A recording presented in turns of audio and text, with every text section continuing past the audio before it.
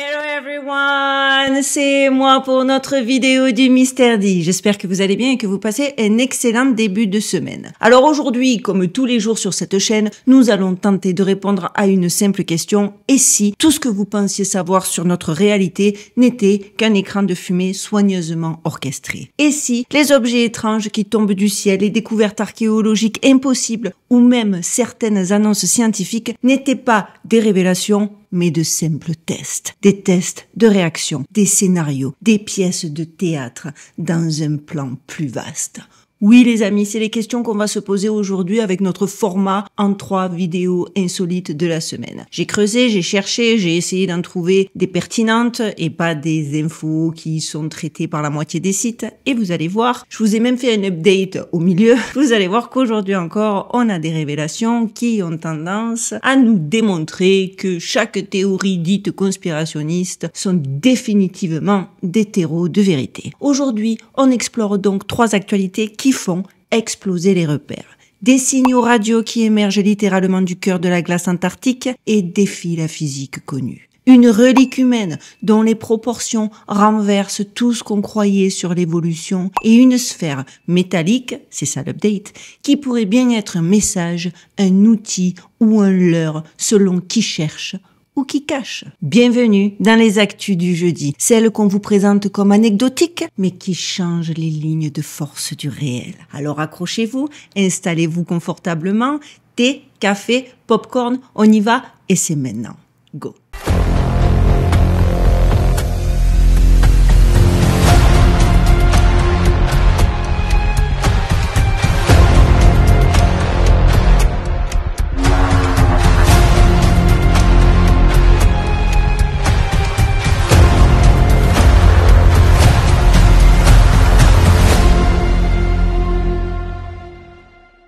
On va rentrer tout de suite dans notre info numéro 1, le signal qui ne devrait pas exister.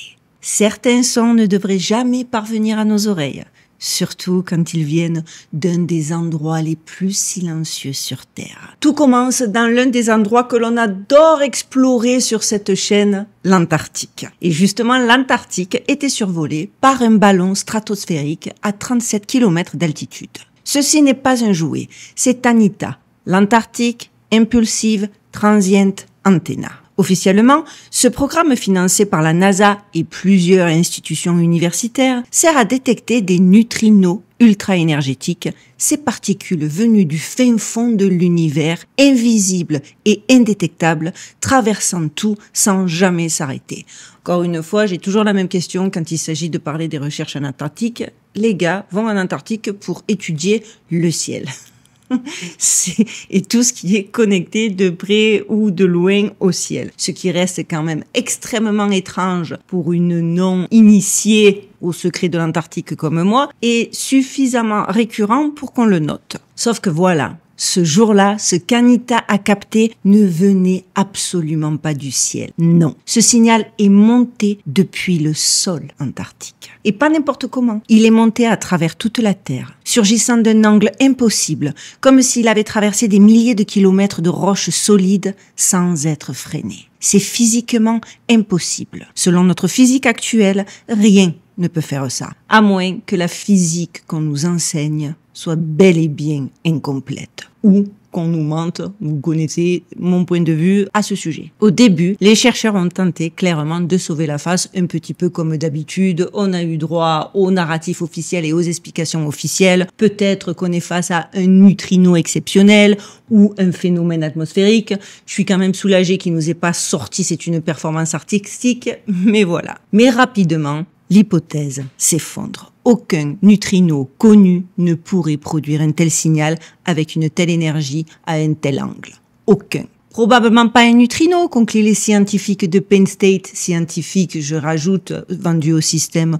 Alors quoi, qu'est-ce que ça pourrait être? Une nouvelle particule? Un effet inconnu? Ou peut-être un signal artificiel? Vous vous doutez que le signal artificiel, c'est plus les chercheurs indépendants que les chercheurs de l'université en question, forcément. Car ce que personne n'ose dire officiellement, c'est que l'Antarctique est quadrillé d'anomalies magnétiques. Que depuis les années 1950, le continent est verrouillé par des traités internationaux interdisant toute exploration libre. J'ai fait, vous le savez pour les aficionados de ma chaîne, de nombreuses vidéos sur l'Antarctique. C'est le continent, je crois, qui me fascine le plus. Et vraiment, ceux qui ne savent pas, ceux qui ont des connaissances un petit peu erronées ou ceux qui croient à des lieux communs qui nous sont contés via l'Antarctique, allez voir mes vidéos, c'est passionnant. Et surtout, qu'il existe autour de l'Antarctique des théories selon lesquelles des structures enterrées, non humaines ou très anciennes, seraient cachées sous la glace.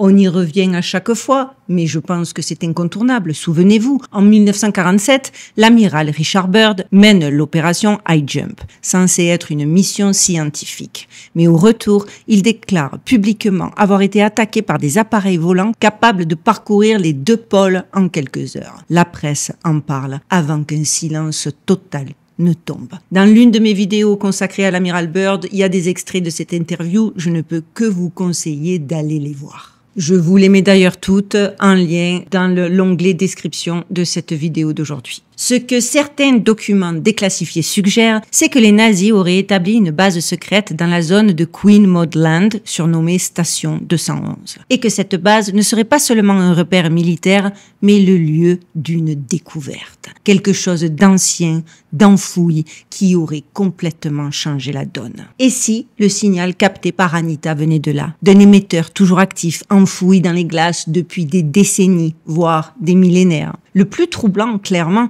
c'est la régularité du signal. Ce n'est pas un simple sursaut, c'est une fréquence propre, une onde structurée. Certains spécialistes alternatifs parlent d'un appel, un signal d'activation, comme si quelque chose ou quelqu'un cherchait à se manifester de l'intérieur de la Terre. Et si l'Antarctique était en réalité une prison technologique, un coffre où dorment des entités, des technologies, des consciences?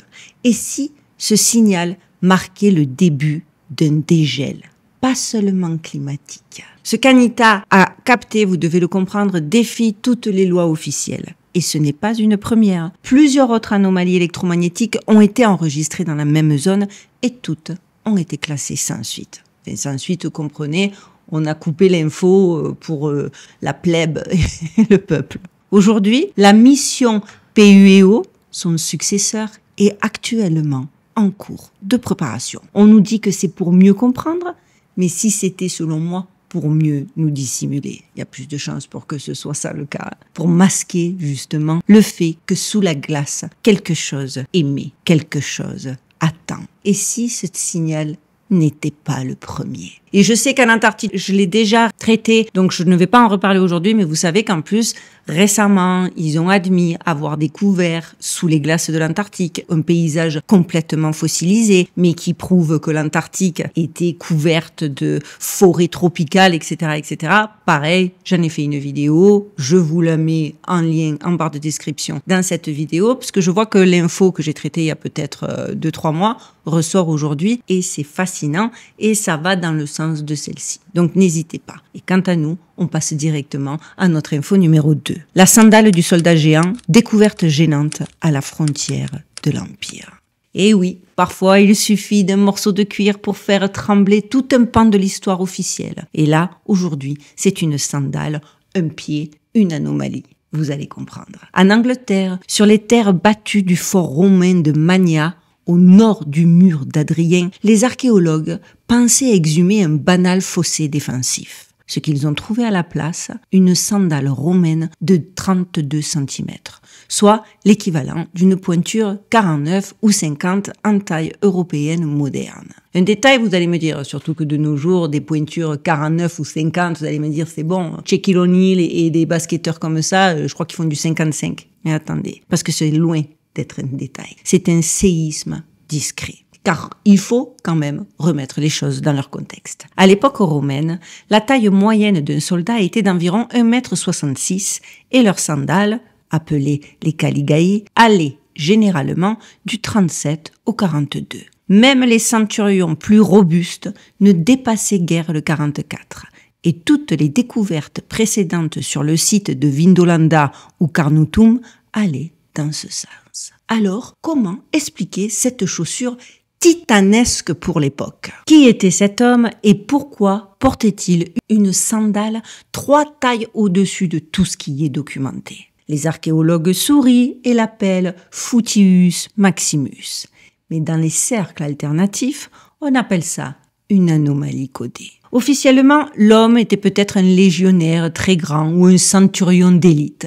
Mais cette taille dépasse les limites connues de la population romaine antique. C'est hors norme. Et ce n'est pas la première fois qu'on est face à une telle anomalie. Rappelez-vous, on a retrouvé des crânes allongés dans des sépultures romaines du Caucase, des ossements géants perdus mystérieusement dans des musées du 19e siècle, des armes disproportionnées dans certaines tombes nord-africaines et même des bijoux. Et si cette sandale appartenait à un soldat d'élite génétiquement modifié, c'est ce que certains chercheurs alternatifs se sont demandé. Ou peut-être qu'il s'agit encore d'un héritier d'une lignée ancienne issue d'une race préhumaine oubliée. Et moi, j'aurais tendance à aller dans ce sens, surtout par rapport à mes recherches via la Tartarie, où je vous assure que je tombe sur des informations, ceux qui connaissent le sujet seront pas surpris, mais les autres, vous n'êtes pas prêts, sur des gens anormalement grands, je vais le dire comme ça pour pas directement braquer les esprits les plus fermés, mais moi j'aurais tendance, la race préhumaine, là cette question soulevée par certains chercheurs alternatifs, moi personnellement m'a vraiment interpellée. Certains parlent donc de Néphilim intégrés aux légions romaines, d'autres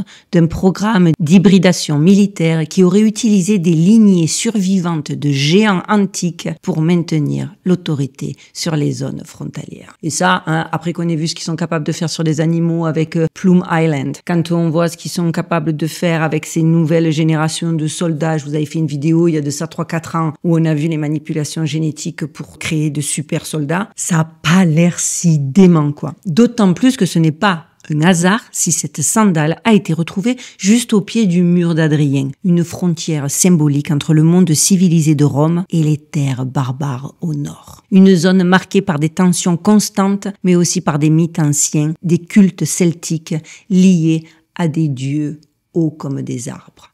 Encore une fois, ces mythes et légendes qui, au fur et à mesure de certaines découvertes, s'avèrent être plus vrais que vrais, ça nous intéresse énormément. La sandale a été retrouvée dans une tranchée piégeuse pour ralentir les assaillants. Était-ce une défense contre les tribus ou pour contenir quelque chose d'autre? Ce que les médias présentent comme une curiosité folklorique pourrait bien être la trace d'une vérité on ne peut plus dérangeante pour le narratif officiel, celle d'une humanité ancienne, enfouie, aux proportions effacées volontairement par les scribes. Et si les légions romaines n'étaient pas composées que d'hommes, mais aussi de géants oubliés? Je sais, ça a l'air dingue, c'est à vous de juger, mais vous verrez au fur et à mesure des informations, surtout, je le répète, concernant la Tartarie, ça a quand même pas mal de sens. Et nous, on passe à notre info numéro 3. Update sur l'affaire de Bouga. Je vous l'avais dit que je resterais braqué, branché, focus sur cette sphère incroyable et inexplicable. Et vous allez voir que c'est loin d'être une actualité anodine et une update non nécessaire. C'est un truc de fou. Petit rappel, cette sphère de Bouga est tombée du ciel comme un signe. Le 24 avril 2025, dans la ville colombienne de Bouga, un objet métallique parfaitement sphérique a atterri sans bruit, planant à basse altitude avant de se poser sous les yeux de plusieurs témoins. Brillante, dense, froide au toucher, mais capable de faire instantanément évaporer de l'eau sans chauffer, la mystérieuse sphère de Bouga n'a cessé depuis d'intriguer les chercheurs, les médias et les agences de renseignement. Selon les premières vidéos, elle semblait dotée d'un système de propulsion invisible, sans ailes ni moteur, émettant de faibles pulsations lumineuses comme un cœur artificiel. Et ça, ce n'était que le début. Une première analyse privée a révélé une structure sans soudure, un alliage inconnu intégrant une puce quantique, des marques ressemblant à une langue inconnue et surtout un poids variable. D'abord évaluée à 2 kg lors de sa découverte, elle pesait en fait plus de 10 kg en laboratoire, sans changement de taille. Ça, c'était les éléments qu'on avait lorsque je vous ai traité de l'actualité il y a, je crois, 3-4 semaines en arrière. Pareil, ceux qui n'ont pas vu, je vous mets le lien dans la barre de description de cette vidéo. Mais alors que les analyses devenaient de plus en plus troublantes, les pressions ont commencé à arriver de droite et de gauche. Menaces, tentatives de rachat venant, dit-on, de Russie. De toute façon, aujourd'hui, maintenant, dès qu'il y a un problème, ça vient de la Russie. Et même des pressions anonymes. C'est dans ce contexte, donc, que la sphère a été transférée au Mexique, confiée au sulfureux journaliste James Maussan, connu pour ses révélations aussi spectaculaires que controversées, notamment sur les momies à 3 doigts. Ben oui, on a un doute, comment mieux noyer le poisson que de confier ce style d'artefact à un mec qui est un des mecs les plus controversés actuellement, alors que, très sincèrement, sur les momies, il faudra qu'on y revienne. Le gars, ils l'ont traîné dans la boue, alors que les résultats sur les momies sont loin d'être définitifs et qu'il y a quand même pas mal de trucs qui gênent aux entournures, quoi. Bref, quelques semaines plus tard, la sphère est donc remise à James Maussan, le célèbre ufologue mexicain, je vous le dis, hyper controversé, qui confie, parce qu'il s'est dit, bon, on a déjà vu les tests, après ces premiers tests qui sont assez incroyables et suffisamment anormals pour qu'on demande un second avis, il décide de confier l'analyse à un laboratoire affilié à l'UNAM, l'une des plus grandes universités scientifiques du Mexique. Comme ça, le gars se dit, là, il y aura mes résultats à moi, qui étaient quand même probants. Rappelez-vous mes vidéos, on a eu des X-rays, on a vu les mecs qui étaient pas bien, on a vu les buées qui sortaient de la sphère, on a vu tout un tas d'anomalies. Donc, vu que dès que ça vient de Maussan, ça prête immédiatement à controverse, lui, il s'est dit, ok, nos premiers résultats sont dingues, on va donc les envoyer à l'université scientifique du Mexique. Je sais pas ce qui y est passé par la tête à lui aussi. Comme si on pouvait avoir confiance dans des chercheurs universitaires. À la surprise générale, pas la nôtre, un rapport de 102 pages est publié concluant que l'objet ne serait rien de plus qu'une pièce industrielle moulée en aluminium contenant de la fibre optique enchâssée dans une matrice de bakélite.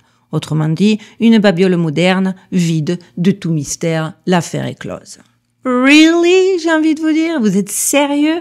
Ce rapport, clairement, ne soulève plus de questions qu'il n'en résout. Enfin, quand on est curieux, qu'on a l'esprit ouvert et qu'on sait qu'on est manipulé depuis des années. Pourquoi n'y a-t-il aucune preuve visuelle claire de la passation entre la sphère filmée à Buga et celle analysée au Mexique? Certains ont posé la question. Parce que c'est vrai qu'il y en a qui veulent quand même faire confiance à leurs chercheurs et qui se disent, s'il faut, qui peut nous donner la garantie qu'ils ont vraiment analysé la même sphère? Comment, ensuite, expliquer la présence de fibres optiques dans un objet censé être décoratif ou industriel? Rien que dans l'explication officielle, il y a quand même un illogisme assez flagrant. Pourquoi aussi l'analyse a-t-elle été publiée avec des images floutées en noir et blanc sans aucun protocole transparent, alors qu'à l'époque où c'était Maussan, on avait eu droit à tout, à tous les steaks, en couleur, en largeur? Pourquoi? Et surtout, dernière question, pourquoi les résultats de l'UNAM contredisent-ils totalement les premières observations indépendantes qui évoquaient une densité anormale, une technologie thermique impossible à reproduire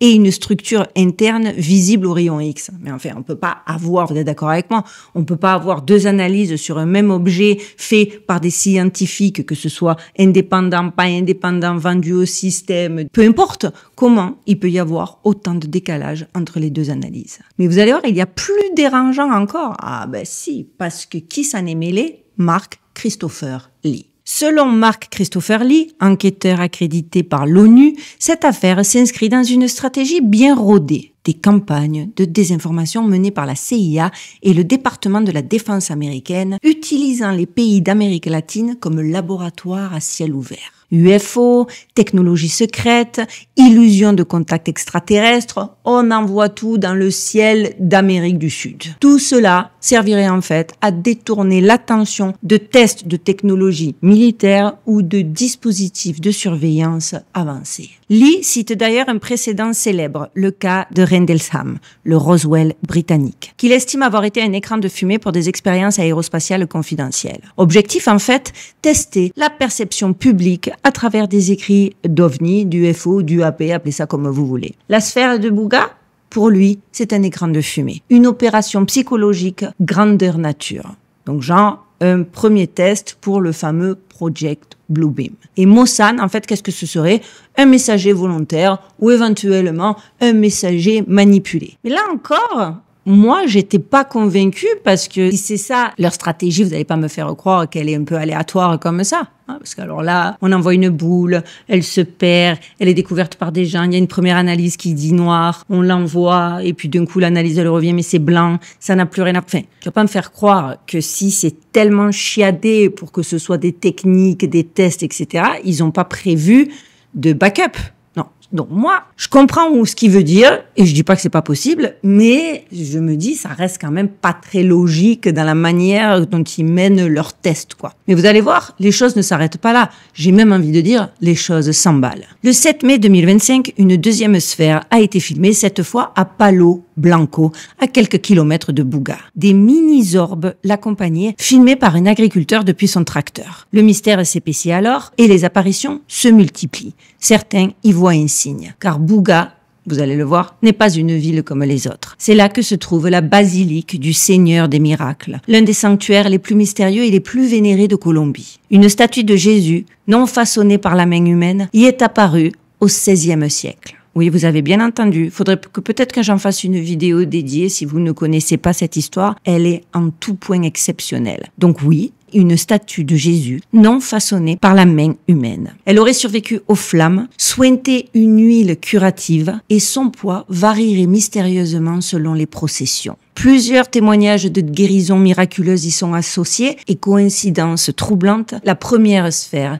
est tombée à quelques kilomètres de ce site sacré. Certains chercheurs vont encore plus loin. Ils comparent les motifs gravés sur la sphère à un crop circle apparu en 2010 en Angleterre, représentant une espèce de pentagramme avec des croissants de lune. Une géométrie identique aurait été retrouvée sur la surface de la sphère. C'est déjà, faut avouer, pas mal. Bon, moi, le lien avec le crop circle, je sais pas, je suis un peu dans l'expectative, mais en tout cas, c'est une des hypothèses qui a été explorée. Et c'est déjà quand même assez énorme. Mais ce n'est pas tout. Le 10 juin 2025, à Yumbo, non loin de Buga, une troisième sphère métallique volante est filmée en pleine journée. La vidéo, comme vous pouvez le voir, est nette, sans filigrane, en haute résolution. L'objet plane en silence, à basse altitude, avec une bande visible autour de sa circonférence. Il survole des champs de maïs, puis disparaît. Aucun bruit, aucun moteur. Rien. Mais qu'est-ce que c'est que ces boules? Moi, ma théorie, personnellement, c'est que c'est un scientifique marseillais qui a inventé une nouvelle type de boule de pétanque et personne n'est prêt. Non, je plaisante, mais vous allez voir, cette histoire pourrait être risible, sauf que des témoignages affluent maintenant. Des sphères similaires ont été observées en Angleterre, aux États-Unis, au Japon, toujours près de structures électriques, de centrales ou de zones sensibles. Certains y voient des drones énergétiques autonomes, d'autres des sondes interdimensionnelles. Et les plus radicaux pensent que ces sphères sont les mêmes entités qui autrefois gravaient les crop circles avant de changer de stratégie, parce qu'apparemment les crop circles, on n'a jamais, nous, pauvres humains, percutés, parce que vu qu'on a été manipulés entre les faux crop circles, les vrais crop circles. D'ailleurs, dites-moi si vous souhaitez une vidéo sur les crop circles, parce que je trouve que c'est un phénomène qui finalement a tellement été controversé, a tellement été sali, a tellement été tourné en dérision, qu'au final, on a arrêté de s'y intéresser, alors que les crop circles, il en apparaît toujours de manière inexplicable dans le monde, et que c'est quand même assez fascinant, surtout quand on est OK et qu'on a l'esprit suffisamment ouvert pour admettre qu'entre ceux qui sont fake et où on voit clairement les herbes arrachées, les trucs coupés, où on voit qu'il y a la main d'homme, il y a quand même des crop circles qui restent inexplicables. Bref, je poursuis. Donc, quoi qu'il en soit, on est en train de se demander si un réseau mondial n'était pas en train de se dessiner, fait de métal, de silence et d'interrogation. Qui les fabrique?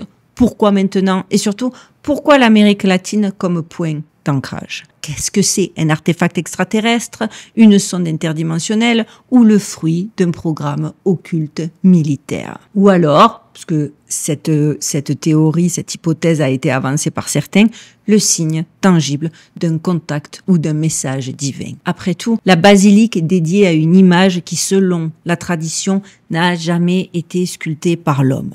Une autre relique d'origine inexpliquée. Hasard ou répétition d'un même schéma invisible?